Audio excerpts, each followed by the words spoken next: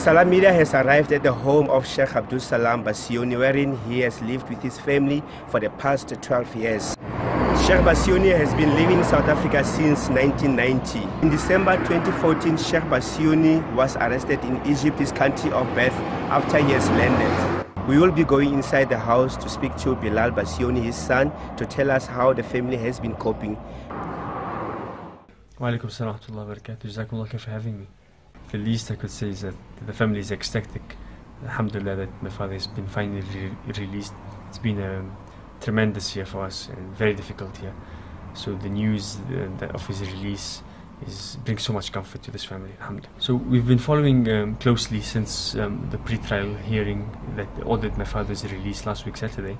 So we were continuously engaging with the family in Egypt to ascertain when the release was, because we were under the impression that the release was imminent and it would happen at any time, at any given time.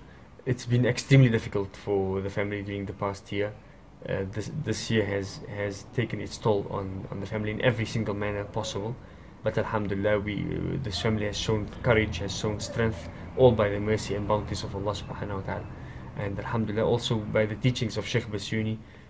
We are not sure of any charges being placed against my father from the beginning, and we're still not sure if the reasons for his release even. So we have been through a process that has been completely ambiguous. We don't know the realities of anything that had happened during the past year and so many months. My father is an old man. He's 65 years old. So we would at least like to think that there was some decent treatment awarded to my father during his stay in prison. However, his health situation remains the biggest concern for the family, especially his back injury. We are anxious to get him to medical treatment to treat his severe lower back injury, because we know that now that he has two vertebrates that are fractured.